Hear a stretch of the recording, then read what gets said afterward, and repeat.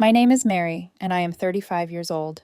Nothing, absolutely nothing, prepared me for what I would witness one cold evening. My parents, both in their 70s, left shivering on the steps of what was supposed to be my safe home. Their lips had turned bluish from the biting air. My father's chest heaved with effort, the scar from his heart surgery hidden under too many, yet still inadequate, layers of clothing.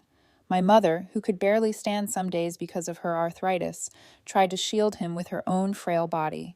And inside, laughter and clinking glasses echoed, an elegant dinner party that wasn't mine. That night marked a fracture I would never be able to ignore. But to understand the depth of the betrayal, you must first know where I came from. My story doesn't begin with luxury, but with sacrifice. Growing up, my parents gave me everything they possibly could, even though we had little. My father worked 2 jobs for nearly 20 years, factory shifts during the day, janitorial work at night. His hands were rough, cracked, permanently stained with grease and detergent. Yet when he held my small hand in his, he always softened his grip, as though afraid to crush the one fragile thing in his world he wanted to protect. My mother was no less resilient. She had a talent for stretching every dollar until it nearly snapped. With an old wooden spoon and a dented pot, she created dinners that made me feel like royalty, even if the meat was scant and the vegetables came from discounted crates. Somehow we never felt poor. We felt cared for. I remember one winter evening, our heater had broken and my father couldn't afford the repair until the next paycheck. My mother gathered me into blankets, placed our old oven on low, and made hot chocolate from powdered milk. "It's an adventure," she whispered, brushing hair from my forehead. I believed her. She made me believe every sacrifice was an act of love rather than of necessity. When I got accepted into college with a partial scholarship, my parents emptied their small savings account without hesitation. I told them not to. I begged, even, but my father simply smiled. "Mary," he said, "what use is money if not to build a future? Our future is you." I didn't know then that it would be one of the last times I saw tears in his eyes. My mother added quietly, "Just promise us one thing. Don't let anyone make you forget who you are." At 18, I thought it was just motherly advice. At 35, those words would come back to haunt me. Through those 4 years, they never once complained about their sacrifices. They mailed me letters every week, sometimes with a $20 bill folded inside, sometimes just a prayer scribbled in my mother's delicate script. I kept them all, tucked away like talismans, proof of their unwavering faith in me. But time has a cruel way of humbling even the strongest. My father's health began to falter in his 60s. His once indomitable frame grew thinner, his steps slower. It started with breathlessness, then escalated until doctors insisted on a triple bypass surgery. 8 months ago, I waited in the cold hospital corridors, staring at sterile white walls, feeling my chest tighten as though his fragile heart were tethered to mine. He survived, thank God, but recovery left him fragile, each day balanced on a careful regimen of pills, diet, and rest. Meanwhile, my mother's rheumatoid arthritis, once an inconvenience, grew into a daily battle. Tasks most take for granted, buttoning a shirt, opening a door, became ordeals. I'd watch her wince as she tried to hold a teacup steady, her knuckles swollen and twisted. Yet she never complained. She joked instead, "At least I have an excuse not to knit those awful scarves your father hates." Her humor was her armor, though I saw through it. Despite these struggles, they clung fiercely to independence. They insisted on staying in the small ranch house where I grew up, just 15 minutes from my new home. Sunday dinners remained sacred. Even when my career left me breathless, I carved out time for those meals. And daily calls, sometimes just 5 minutes stolen from a hectic lunch break, were my tether to them. My father, once stoic, had grown sentimental in age. He framed my first business card and hung it on their refrigerator like it was a diploma. The day I earned my first promotion, he cried openly, saying, "You've gone beyond my wildest dreams for you, Mary. You've given me a life I never thought I'd see." Those words carried weight. They made me feel like everything I achieved wasn't just for me. It was for them too. I was their investment, their hope incarnate. It was around that time I met Robert. It's strange, looking back now, to recall how quickly I fell under his spell. We were both speakers at an industry conference. He was charming, ambitious, full of ideas that mirrored my own. His laughter was contagious, his attention unwavering. When he asked for my business card, it felt like the beginning of something solid, a merging of equals. Within months, coffee turned to dinner, dinner to late-night talks, and soon, marriage. My parents, ever supportive, welcomed him warmly. I thought I had found someone who valued me the way they did. For years, I lived under that illusion. Sunday mornings with Robert making pancakes, afternoons at my parents' house where he seemed to enjoy their company, evenings spent planning our future together. I wanted to believe the sacrifices my parents had made were leading to this perfect picture: career, love, stability. But life is rarely that simple. Tiny cracks began to form in the picture, cracks I ignored because admitting them meant risking the entire frame. And so I smiled. I told myself it was fine, that I was happy. What I didn't know was that those cracks would one day split wide open, exposing the cold truth beneath. And when they did, everything, my marriage, my loyalty, even my identity, would be tested against the very foundation my parents had built for me. I met Robert 7 years ago at an industry conference, a crowded ballroom buzzing with marketing executives, consultants, and ambitious young strategists. The kind of place where handshakes were as rehearsed as the keynote speeches. He stood out, not just for his sharp suit or confident stride, but for the way he spoke. He didn't just pitch ideas, he told stories, weaving creativity with conviction. I remember leaning forward, captivated by his ease with words, the way he commanded attention without raising his voice. After our panel, he approached me with that disarming smile. "You have a gift," he said, extending his card. "You don't just sell ideas, you make people want to believe in them." I laughed, caught off guard, and replied, "That's rich," coming from the man who had a room full of executives nodding like schoolchildren. It felt like banter we had shared for years, not minutes. Coffee that afternoon stretched into dinner, and before long, Robert became more than just a rival in the field. He became my confidant, my partner, the man I thought was my equal. Within a year, we were married. Looking back now, I wonder if it was too fast, but at the time, it felt right. My parents, cautious but supportive, walked me down the aisle with tears in their eyes. My father whispered, "If he loves you half as much as we do, you'll be okay." I clung to those words. In the beginning, life with Robert was almost idyllic. We bought a small condo, painted the walls ourselves, furnished it with mismatched but cherished pieces. Sunday mornings smelled of pancakes and coffee. Evenings buzzed with shared victories from our careers. Robert would slip his arm around me and say, "We're unstoppable, you and me." For a while, I believed him. But red flags rarely arrive waving like banners. They creep in like shadows at the edge of light. At first, they were easy to dismiss. Robert never ignored a call from his parents, no matter what we were doing. At dinner, in the middle of movies, during arguments, if Nancy or Walter rang, he answered. "They just like to check in," he'd shrug, but it unsettled me. My first encounters with his parents should have warned me more than they did. At our engagement party, they swept into my parents' modest home in designer outfits that probably cost more than my father earned in a month. Nancy surveyed the living room with a polite smile that didn't reach her eyes.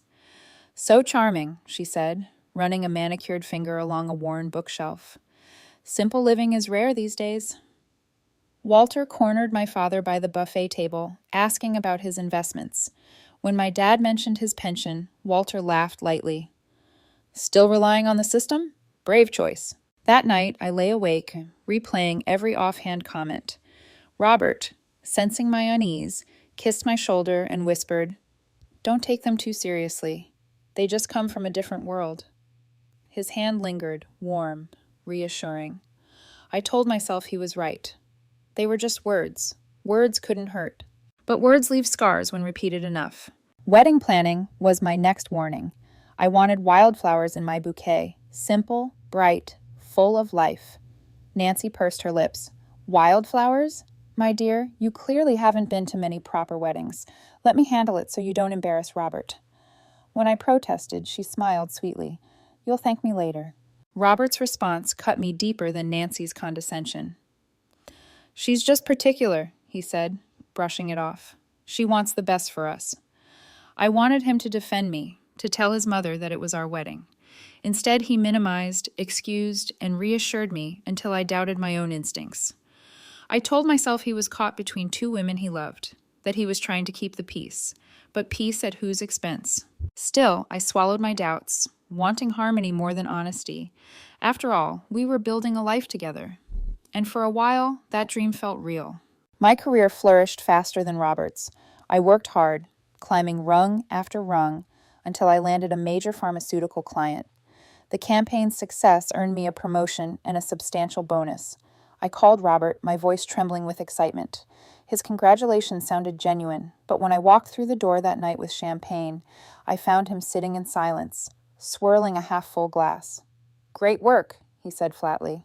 "Guess I need to step up my game if I want to keep up with you." The words stung, though I smiled and kissed his cheek. "We're a team, remember?" I suggested we use my bonus for a down payment on a house.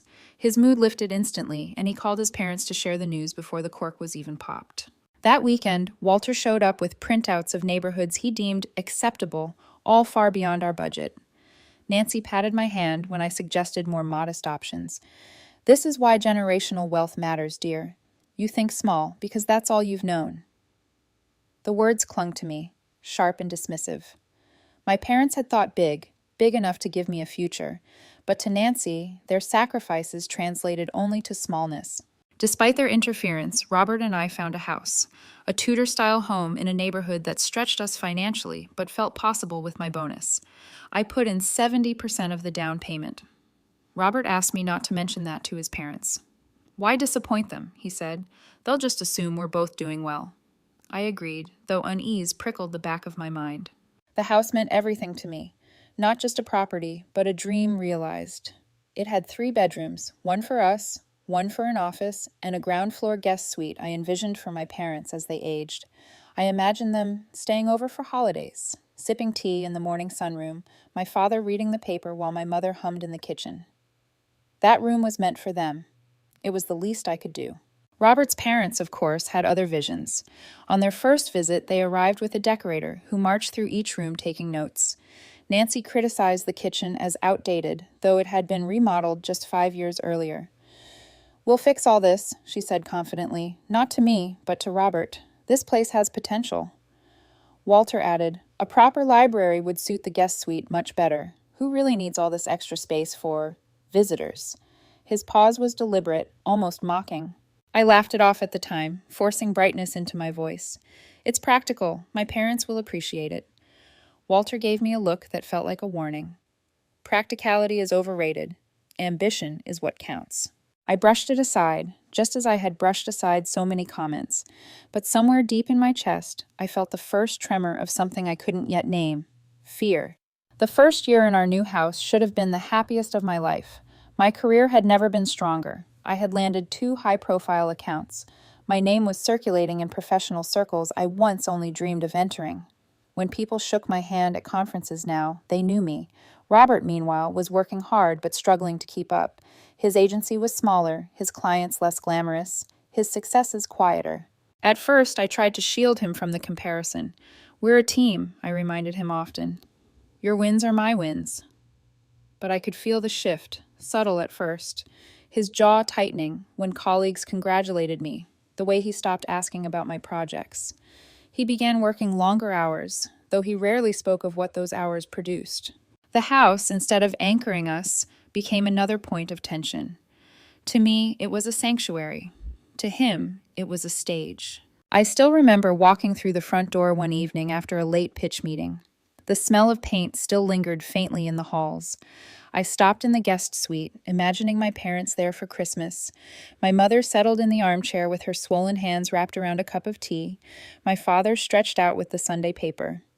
I smiled, warmed by the thought. Robert appeared in the doorway, leaning against the frame with an expression I couldn't read. "You're really set on them staying here, huh?" I blinked, surprised. "Of course, that's why I wanted this room. It's perfect for them." He shifted, crossing his arms. "It's just, wouldn't it be better to keep it flexible? A home office, maybe? Or," his pause was heavy, "a library." The word felt rehearsed, borrowed. "That's what your father suggested, wasn't it?" I asked quietly. Robert's eyes flickered. He shrugged. "He just thinks, well, we won't always need a guest suite." I forced a smile. We'll see. For now, it stays for them. He didn't argue further, but the silence between us that night felt thicker than any wall. The distance widened in small ways. Robert began dressing sharper, drinking more at networking events, constantly name-dropping his parents' friends. When I asked about it, he said, "These connections could help both of us. Don't you want us to move up?" "Yes," I said carefully, "but not at the cost of who we are." He laughed, but it wasn't warm. "Who we are won't get us very far in their world, Mary." Their world. The phrase clung to me like smoke. Nancy and Walter's presence in our lives grew with every passing month. They stopped asking before making changes. They simply announced them. One Saturday, I came home to find Nancy in our kitchen with a designer, pointing out what had to go. Granite countertops, barely 5 years old, were apparently hopelessly dated. She turned to me with that smile I was beginning to hate. "Don't worry, dear. We'll make sure the renovations are handled properly. Robert agrees it's time." I stood frozen, my grocery bags digging into my hands. "Robert agrees?" I asked. Robert, standing by the fridge, avoided my gaze. "It's just an idea," he muttered. "An idea, yes." But I could feel it. Ideas had a way of becoming decisions without my consent. That night, lying in bed beside Robert, I whispered, "This is our house, not theirs." He sighed heavily, as though I were being unreasonable. "They just want to help." "Help," I repeated bitterly. "Help doesn't mean taking over." He turned away from me. "You don't understand them." Maybe I didn't, or maybe I understood them too well. Then came the party. It was supposed to be simple, a warm gathering to celebrate our new home. I spent weeks planning it. I chose food my father could eat safely, arranged seating so my mother's joints wouldn't ache. I even set aside a small corner with framed photos from my childhood, wanting my parents to feel their presence honored in this new chapter of my life. Robert seemed distracted whenever I talked about it, as though the details bored him. But I brushed it off, telling myself he was busy. 3 days before the event, he mentioned casually, "Mother invited a few friends to join." My fork froze halfway to my mouth. "Friends?" "Just 4 or 5 people," he said lightly. "They're important connections. It'll be fine." I wanted to protest. Every detail had been balanced around my parents' comfort, and now strangers would disrupt that delicate balance. But I swallowed my frustration, telling myself I was overreacting. "Okay," I said quietly. Inside, unease began to coil, tight and cold. The morning of the party, the air was crisp, tinged with autumn's promise. I woke early, excitement and nerves battling inside me. I dressed carefully, arranged the platters, polished the silverware. This was supposed to be a day of joy, a milestone. But Robert seemed distant. He scrolled through his phone constantly, responding with distracted one-word answers. At noon, the doorbell rang. Too early, my heart skipped. I opened the door and froze. There stood Nancy and Walter, dressed as if for a gala, not a casual housewarming. Behind them loomed 6 couples, equally overdressed, carrying expensive bottles of wine and extravagant gifts. "Surprise!" Nancy exclaimed, brushing past me. "We thought we'd make a day of it." I stood rooted to the spot, my carefully planned party unraveling in an instant. And for the first time, I realized with a shiver that this wasn't my celebration at all. The words, "surprise, we thought we'd make a day of it," echoed in my ears like a taunt. I looked past Nancy and Walter to the parade of strangers streaming into my home, women in glittering jewelry, men in pressed suits, each carrying wine or extravagant gifts as if they belonged here. I glanced at Robert. He emerged from our bedroom, already dressed in a tailored suit I hadn't seen him put on that morning. His face lit up when he saw his parents, his voice ringing with rehearsed warmth. "Mother, Father, you made it!" He kissed Nancy's cheek, shook Walter's hand, and began ushering their guests inside as though this were his event, not mine. I pulled him aside, my voice low but sharp. "What is happening? Who are these people?" He adjusted his tie, avoiding my eyes. "Just a slight change of plans. Mother thought it would be nice to have a luncheon before the evening gathering. These are important people, her circle. It's good for us, Mary." "Good for us?" My voice trembled with disbelief. "Robert, this is our housewarming, not your mother's networking event." Before he could answer, Nancy materialized, her perfume sharp as she looped her arm through his. "Darling, Senator Wilson's aide is here. You mustn't keep him waiting." She shot me a quick glance, polite but cutting. "Don't worry, dear. We'll make sure everything is handled beautifully." And just like that, she swept him away. The next hour unfolded like a slow-motion nightmare. Nancy began rearranging furniture without asking, her decorator snapping fingers as Walter directed a catering team I had never hired. My handmade centerpieces, the ones my mother had helped me craft just days earlier, were removed and replaced with sterile arrangements that probably cost more than our monthly mortgage. Family photos were tucked into drawers, hidden as though they were embarrassments. I stood frozen in the kitchen, watching as strangers wandered through my rooms, their laughter echoing against walls I had painted myself. One man glanced at the modest wine bottles I'd selected for the evening, chuckled, and whispered, "Robert mentioned you're still developing your palate." He tucked my bottles out of sight beneath the bar cart, replacing them with cases of Bordeaux brought in by Walter's friends. It was as though every trace of me, my touch, my intentions, my care, was being erased, room by room. The breaking point came when I overheard Nancy speaking to a woman dripping in diamonds. "Of course, this is Robert's new place," she said smoothly, her tone one of ownership. "It suits him perfectly, though we'll need to make significant upgrades before it's truly livable. That guest suite will become a proper library. It's such a waste of space otherwise." The guest suite. The room I had chosen for my parents, the one I had promised them would always be theirs. My stomach turned cold. I pushed through the crowd until I found Robert in our bedroom, buttoning a fresh shirt, looking like he belonged at a black tie gala instead of a family party. "Robert," I hissed, closing the door behind me, "what is happening out there? Your mother is calling this your house.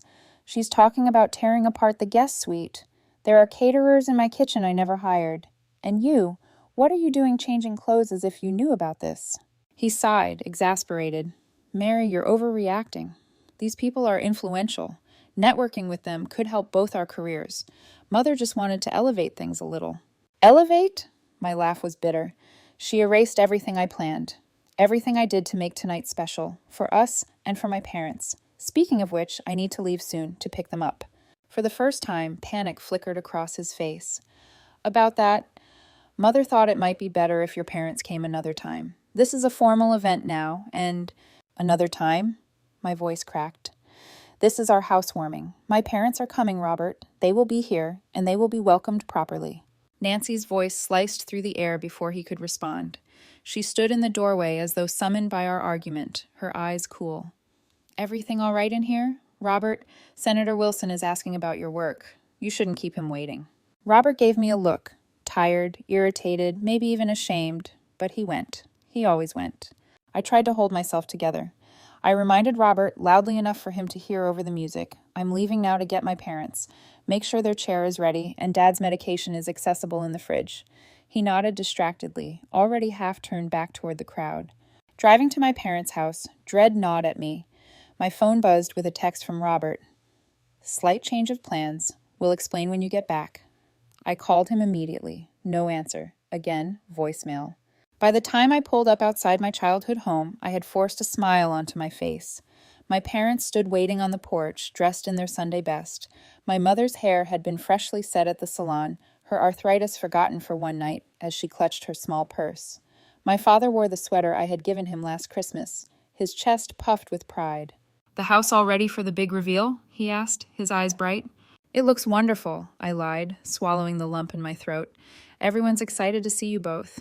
As I helped them into the car, my mother squeezed my hand. "You've made us proud, Mary. Whatever happens, remember that." Her words felt strangely heavy, almost like a warning. I drove back with a knot tightening in my stomach, each turn of the wheel carrying us closer to something I couldn't yet name, but already feared. By the time we turned onto our street, twilight had fallen, but instead of the cozy glow of porch lights, I was met with a wall of gleaming luxury cars lining both sides of the road. Our driveway was blocked by a sleek black sedan. A young man in a valet uniform stepped forward, clipboard in hand. "Good evening, ma'am. Are you here for the Cunningham dinner?" My heart skipped. "This is my house," I said, sharper than intended. The valet blinked, embarrassed, and moved aside. "Of course. Please, go ahead." I pulled into the only free space left by the garage. My father shifted uncomfortably in his seat, already winded from the short ride. My mother frowned, peering at the unfamiliar cars. "Goodness, how many people did you invite, dear?" "Not this many," I admitted, forcing calm. I climbed out, hurried around to help them. The evening air was sharper now, the kind of cold that seeps into bones. My mother pulled her jacket tighter. My father's face was pale, his breath short.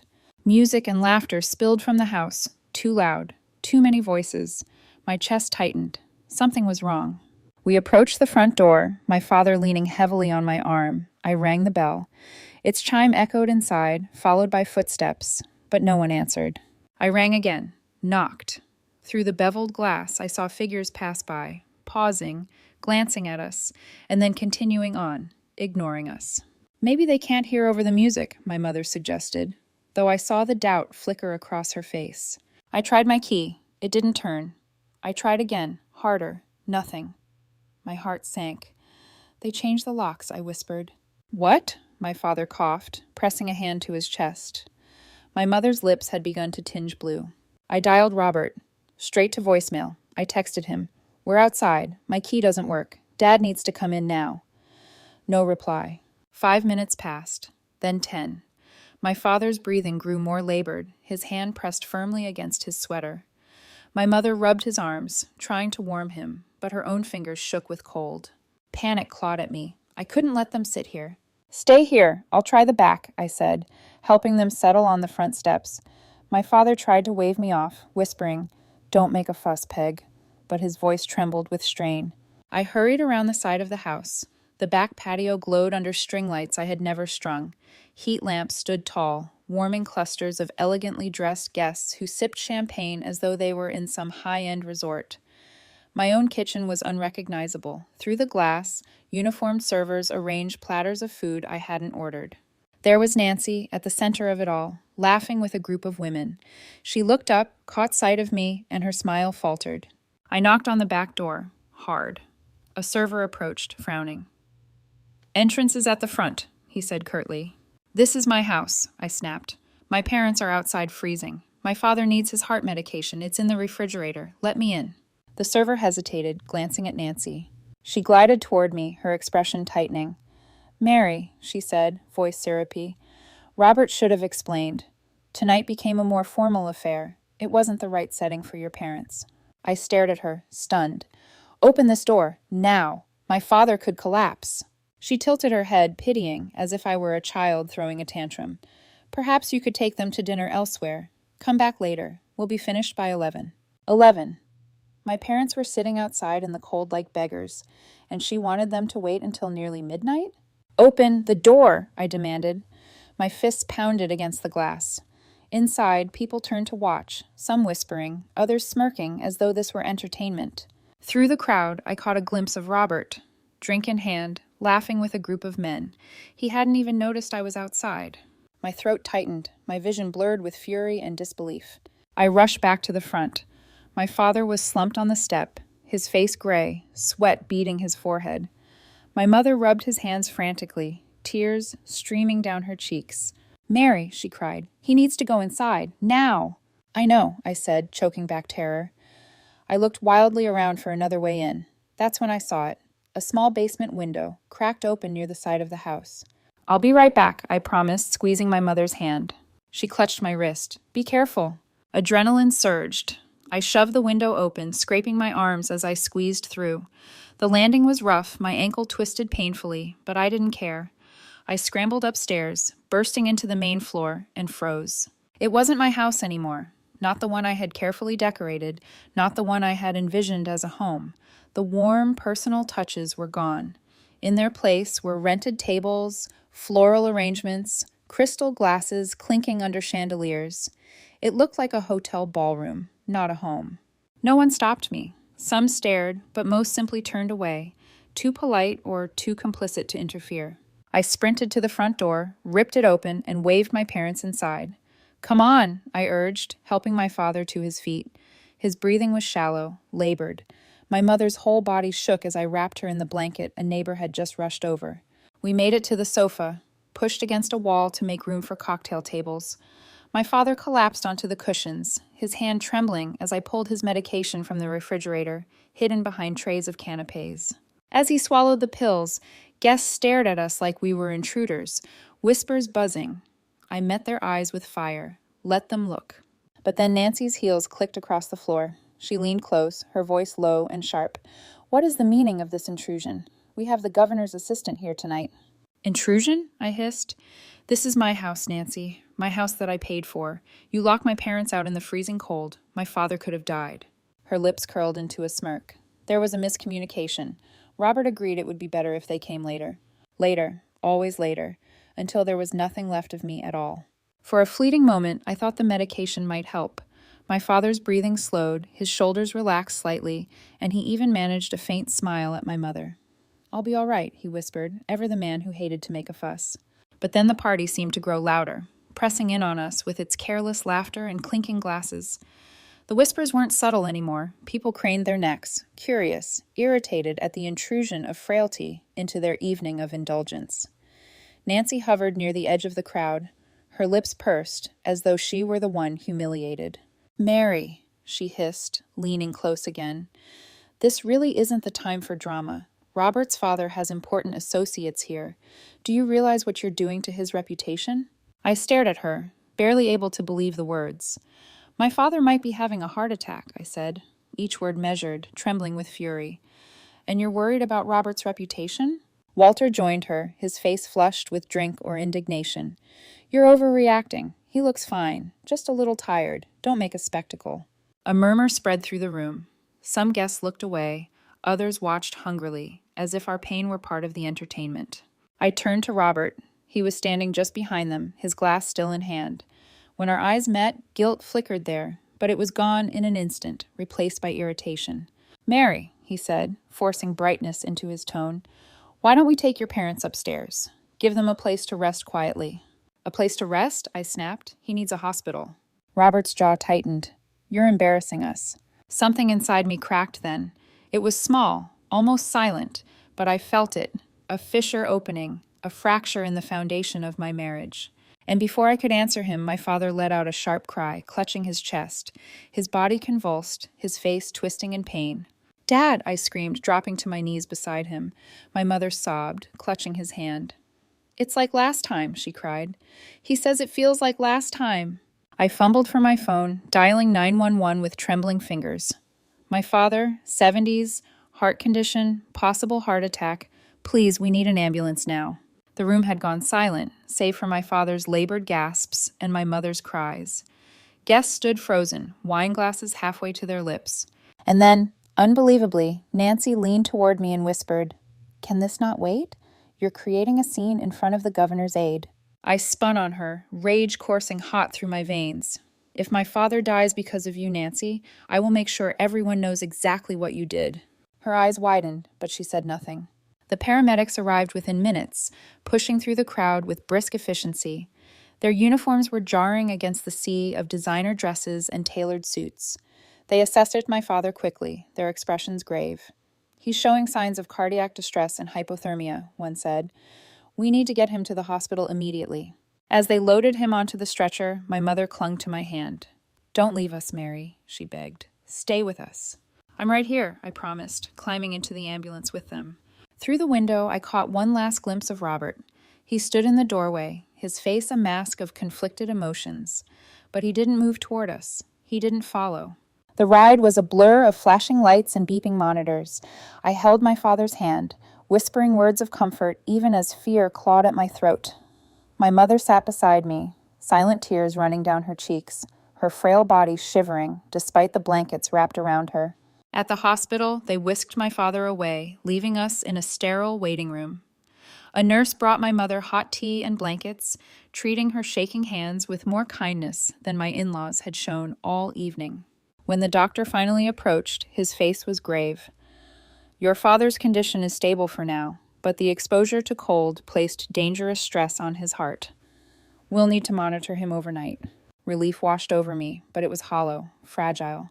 I nodded, holding my mother as she wept quietly. It was past midnight when my phone rang. Robert. I stepped into the hallway, pressing the phone to my ear with shaking hands. "Are you coming home soon?" His voice was casual, almost bored, as though he were asking about a late meeting. "My father is being kept overnight," I said coldly. "My mother is still recovering from mild hypothermia. I'm staying here." There was a pause, then, "The party wound down a while ago. Your dramatic exit was quite the topic of conversation." I gripped the phone tighter, my jaw aching. "Dramatic exit?" Robert, my father almost had another heart attack. He could have died. Do you understand that? Mother says he was clearly just tired and cold. You know how your parents exaggerate. Something in me snapped. The last fragile thread holding me to him broke cleanly. My voice was steady, colder than I'd ever heard it. Robert, don't be there when I get home tomorrow. I mean it. Mary, you're being irrational. I hung up before he could finish. Back in the hospital room, I sat between my parents, watching them sleep. My father's face was pale but peaceful, my mother curled in the recliner beside him. Their vulnerability struck me with brutal clarity. This was no longer about pride or keeping the peace. My parents' lives had been put in danger. And the man I had married, the man I thought would protect me, had chosen to stand with his parents instead. I took a deep breath, my decision solidifying like steel in my chest. This would never happen again. The morning after my father's collapse, I drove back to the house with hollow eyes and clenched fists. My father was stable, though the doctor's warnings echoed in my mind. Exposure of even 30 minutes could have been fatal given his history. My mother, though warmer, still winced from stiffness in her joints, her frailty a reminder that she could so easily be broken by cruelty. When I stepped inside my home, the remnants of the party told the story more clearly than words ever could. Wine stains spotted the carpet.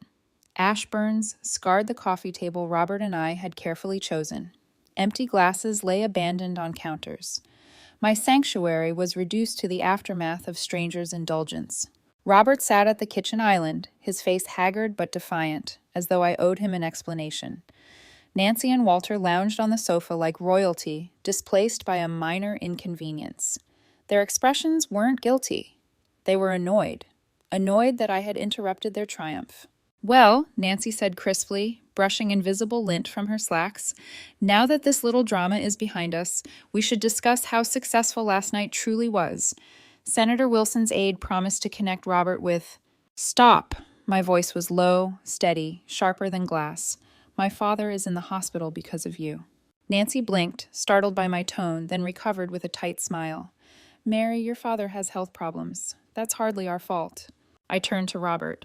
Did you change the locks without telling me? Did you agree to keep my parents outside? He shifted uncomfortably. Mother thought our security needed upgrading. I was going to give you the new keys, but with everything going on, and the caterers, the valet, the 40 strangers in my home, he swallowed. I may have mentioned we were planning a small gathering. Mother offered to help make it special. Special? I laughed, bitter and hollow. They hijacked it. They humiliated my parents. They nearly killed my father. Walter leaned forward, his voice heavy with disdain. You're overreacting. We elevated your little get-together into something meaningful. Networking, connections, things you clearly don't understand. I stared at him, stunned. Elevated? My father's life is worth less to you than a bottle of Bordeaux? Nancy sighed. You're sentimental, dear. It's charming, but impractical. That was it.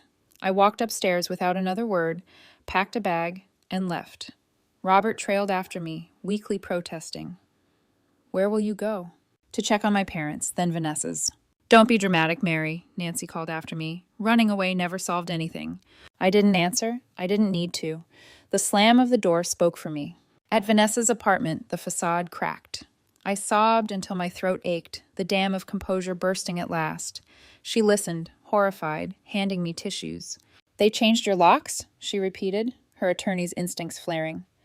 Mary, that's not just wrong, it's illegal. You paid most of the down payment. They have no right to shut you out.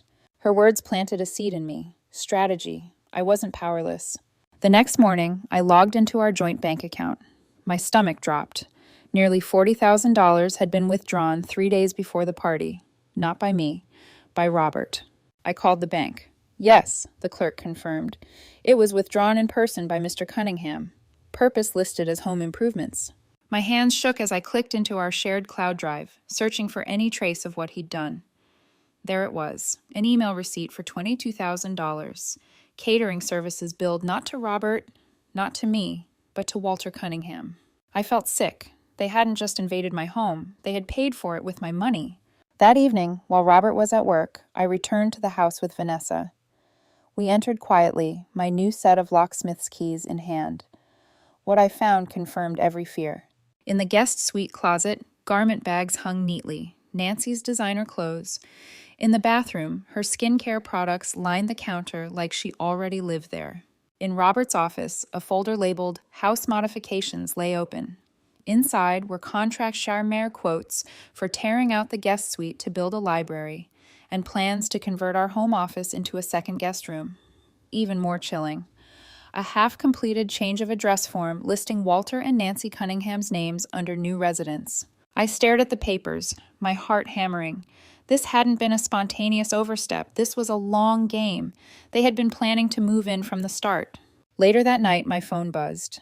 A name I rarely saw, Robert's sister. Her voice was hushed, cautious. "I heard about what happened," she said. "I'm so sorry, Mary. They did the same thing to me." "What do you mean?" I asked, stunned. "When my husband and I bought our first house, they moved in after our baby was born. Said they were helping. 8 months later, they were still there. They took over everything, decor, finances, even childcare. By the time they left, my marriage was hanging by a thread." Her voice cracked. "You're not the first, Mary, and you won't be the last. They have a pattern." The weight of her confession settled over me like lead. It wasn't just interference. It wasn't just meddling. It was systematic takeover. I hung up, trembling but resolute. This wasn't about saving my marriage anymore. This was about saving myself and protecting my parents from people who saw love as weakness and control as their birthright. They thought I was sentimental. They thought I was small. They had no idea what I was about to become. The documents I had found burned in my mind like hot coals. Nancy's clothes in my guest suite. Contractor quotes to erase the very room meant for my parents. A change of address form with their names etched beside mine. They weren't just meddling. They were laying claim. So I stopped reacting and started planning. With Vanessa's help, I gathered everything. Receipts, bank statements, medical reports, even photos of Nancy's toiletries lined up neatly in what was supposed to be my parents' bathroom. Evidence. Proof. And then I called Robert. "We need to meet," I said, my voice flat. "Not here, at my attorney's office, tomorrow morning." There was a long pause. Why an attorney? Because this is no longer just about family. The next morning, they arrived together, Robert, Nancy, and Walter. They walked into the sleek conference room like they were attending a country club board meeting, not facing down an attorney. Nancy's heels clicked with precision. Walter's cologne announced him before he spoke. Robert trailed behind, looking tired, but still wearing the defiance I'd come to know too well. "This is completely unnecessary," Walter said briskly, tossing his coat onto a chair. "Family matters should be handled privately." "I agree," my attorney replied smoothly, sliding a folder onto the table.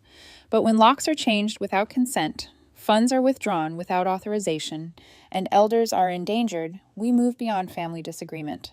Nancy stiffened at the word endangered. Her eyes darted to me. That's an ugly accusation. I leaned forward, my voice calm, almost cold. Ugly, but accurate. My father was locked outside in freezing temperatures because someone decided he wasn't welcome in my own home. He collapsed in front of strangers while you worried about hors d'oeuvres. Robert flinched. Walter scoffed. "He has heart problems. That's not our fault." My attorney slid a medical report across the table. Highlighted words gleamed. Cardiac distress precipitated by exposure. Hypothermic symptoms. Silence. Robert finally spoke, his voice lower than usual. "What do you want, Mary?" I looked at him, at the man who had once made me laugh over pancakes on Sunday mornings, and I barely recognized him. But I spoke clearly, each word deliberate. "First, the return of every dollar you withdrew without my knowledge. 40,000 within 48 hours. Walter barked a laugh. "Absurd." "Second," I continued, ignoring him, "written agreement that no modifications can be made to the property without my consent. I'm the primary mortgage holder. This house is mine as much as his." Nancy's lips parted in outrage. "Third, your parents will never have unsupervised access to my home again. Any visits must be agreed upon in advance by both Robert and me." "Mary," Robert began. "And fourth," I said sharply, cutting him off, "payment of every medical expense my parents incurred because of that night. Every bill, every prescription." Nancy's composure cracked. "This is extortion." "No," I said, my voice steady. "This is accountability." The room went still. My attorney leaned back, folding his hands. "If these terms aren't met, we'll proceed with formal charges. Fraud, elder endangerment, property violation. Take your pick." For the first time, I saw fear flicker across Nancy's face. Not remorse, fear. Walter's jaw clenched, his face a dangerous shade of red. "Robert," Nancy said firmly, turning to her son, "tell her this is ridiculous. Tell her we won't tolerate it." But Robert didn't answer immediately. He stared down at the table, his fingers drumming nervously, and then, almost too softly to hear, he said, "We'll return the money and cover the bills." Nancy's head snapped toward him. "What?" Robert looked up, his eyes weary. "She's right, Mother. Father could have died. He nearly did. How would that have looked for your precious connections? This went too far." Nancy's face drained of color. Walter muttered, "You can't be serious." But Robert was serious. For once, I saw it, the fracture in his loyalty. The man who had always bent under his parents' pressure, who had always chosen them over me, was siding with me. I wish I could say I felt relief, but instead I felt something colder, vindication. Nancy and Walter had underestimated me, dismissed me as sentimental, small. But here they were, cornered in a lawyer's office, forced to face the one thing they valued even more than control, their reputation. Elder endangerment wasn't just a legal threat, it was social suicide in their world. Nancy tried one last time, her voice trembling with false sweetness. "Mary, dear, surely we can find a more graceful resolution?" I met her eyes, unflinching. "Grace left the moment you locked my parents in the cold." The meeting ended with paperwork, signatures, and the first quiet cracks in their empire of control. As they gathered their coats, Walter muttered to Robert, "We raised you better than this." "No," Robert said softly, almost to himself. "You raised me to believe control was love. You were wrong." Nancy looked at him, stricken, but he didn't meet her gaze. For the first time, he didn't go when she called. As they left, my attorney leaned toward me. "You realize this isn't the end. They'll push back." "I know," I said, my hands trembling under the table. "But now they know. I'm not afraid of them anymore." And that terrified them more than any lawsuit could. After the meeting at my attorney's office, I expected fury. I expected retaliation. What I didn't expect was silence. Nancy and Walter vanished from our daily lives, retreating into the fortress of their carefully curated social circle. But silence, I soon learned, was not surrender. It was survival. Because word began to spread. At first, it was whispers. "Did you hear what happened at the Cunningham dinner? Something about Mary's parents, a hospital?" Then it was murmurs at board meetings. "Elder endangerment? That's serious." Invitations that had once arrived weekly in gilded envelopes suddenly stopped coming. Walter's name was quietly struck from committees. Nancy's reign as queen bee of fundraisers began to crumble. The currency they prized most, reputation, was devaluing before their eyes. I should have felt triumphant. Instead, I felt strangely hollow. This wasn't the victory I had imagined. Their downfall didn't heal the wound carved into my marriage. It didn't erase the image of my parents shivering on my doorstep. Robert, meanwhile, surprised me. At first, I thought his quiet compliance at the attorney's office was just shock, but the days that followed revealed something different.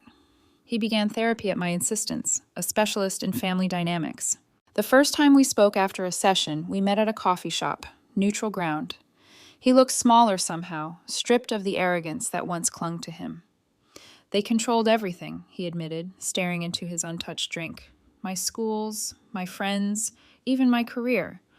I thought keeping peace was love, but it was fear. Fear of losing their approval." I listened, torn between anger and pity. "That doesn't excuse what you did, Robert. You didn't just fail me. You endangered my parents." "I know," his voice cracked. "I'll never forgive myself for that night." For the first time in years, I believed him. But believing didn't mean forgetting. I stayed at Vanessa's apartment. The space was small, crowded with her plants and case files, but it was safe.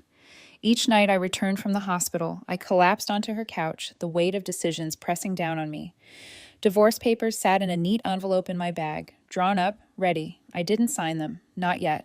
Because a small part of me wondered, could Robert change, or was I only delaying the inevitable? The most unexpected shift came from Robert's siblings. One evening, my phone buzzed with a group call from his sister and two brothers. Their voices were tentative at first, but soon stories tumbled out like long-buried secrets. "They moved in with us after the baby," his sister confessed, said they were helping.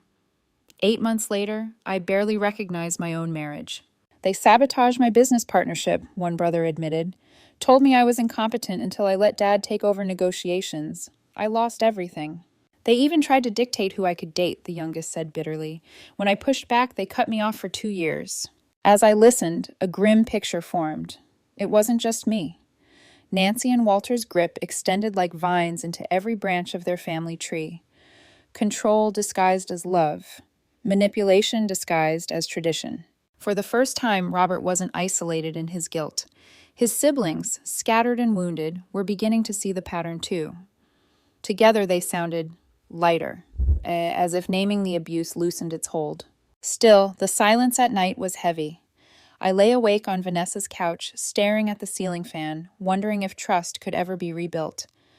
My parents were healing, my father's strength returning little by little, my mother's hands steadying with new medication, but my own scars weren't as visible. I thought of my father's words from years ago when I left for college. Don't let anyone make you forget who you are. Had I? For years, I had bent to keep peace, swallowed words to avoid conflict, excused Robert's passivity, endured Nancy's barbs. I told myself it was strength, but maybe it was fear of breaking the image of a perfect life. Now the image was shattered, and strangely, I felt freer than I ever had. One night, Robert called. His voice was tentative. I know you might never forgive me, but I'm trying. I'm not asking you to come back. Just don't give up on me yet. I closed my eyes, hearing both sincerity and desperation. I'm not making promises, I said. You have to prove, not say. Prove that you're not the man who left me outside that night. Prove that you can choose me over them. The line was silent for a long time. Then, I will. Nancy and Walter, meanwhile, faced their own isolation. They appeared less and less in public. The few times they did, I heard reports of clipped smiles and strained voices. The power they once wielded with ease was slipping through their fingers. And for people like them, social death was worse than any courtroom judgment. But I didn't celebrate, because my war wasn't with them anymore. It was with myself, deciding whether to rebuild with Robert or walk away for good. 6 months passed before the house finally felt like mine again. It started with small things, removing the sterile floral arrangements Nancy had insisted upon, replacing them with my mother's favorite lilies, then reclaiming the kitchen, scrubbing away the residue of caterers and strangers until the countertops gleamed again. The wine stains on the carpet remained faintly visible, but I left them. Scars, I realized, tell the story of survival. The guest suite stayed untouched. No library, no renovations. It was still my parents' room. The recliner was positioned carefully for my mother's joints. The side table held a drawer stocked with my father's medication. Every time they visited, I felt a sense of victory, not over Nancy, not over Robert, but over the fear that I might one day forget who I was meant to protect. My father recovered slowly, his heart steady but fragile. He grew quieter, but in that quiet was a kind of peace. He started bringing me coffee every Sunday morning, prepared exactly how I liked it, as if to say without words, I'm still here. We survived. My mother's arthritis didn't ease, but she found small joys, sunlight in the garden, puzzles on the kitchen table, her laughter brightening every corner she entered. We never doubted you'd make things right, she told me once, her hand covering mine. Even that night, when we were so scared, we knew our daughter would fix it. Their faith steadied me. Robert and I were complicated. For 3 months, we lived apart. He went to therapy weekly, sometimes twice. He called occasionally, never demanding, only updating me on his progress. I told Dr. Harrison about the first time I let them override you, he admitted once, voice raw. The bouquet, the wedding flowers. I thought it was harmless, but that was the first time I chose them over you. And once I did it once, it became easier, too easy. He looked at me then, eyes wet. I never stood up to them, Mary, not once, until that day in the lawyer's office, and I don't know if I can forgive myself for waiting so long. I didn't answer right away. Forgiveness isn't a gift, it's a process, and mine wasn't finished. But over time, we began to rebuild, not by erasing the past, but by acknowledging it. We created a written agreement, not just legal, but personal.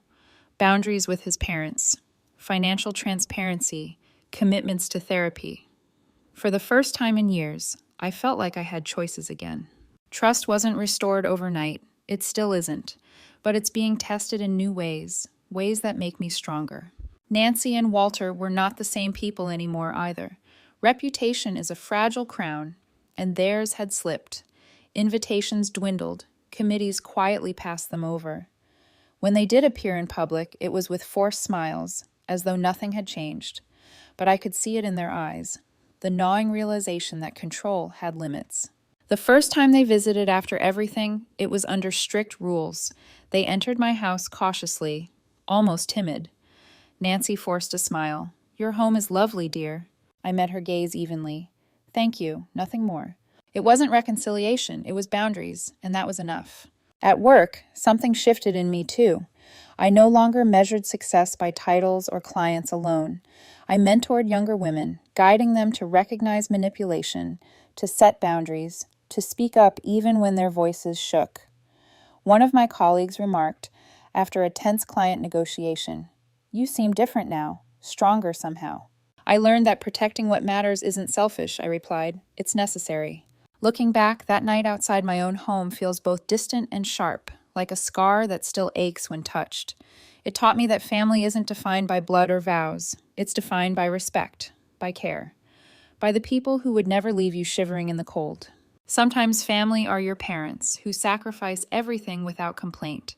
Sometimes it's a friend like Vanessa, who opens her home and her heart when yours has been broken.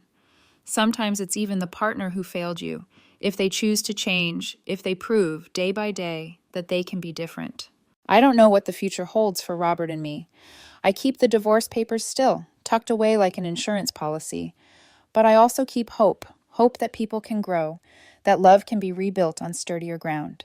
What I do know is this: I will never again allow anyone to silence me in my own home. I will never again let love disguise itself as control.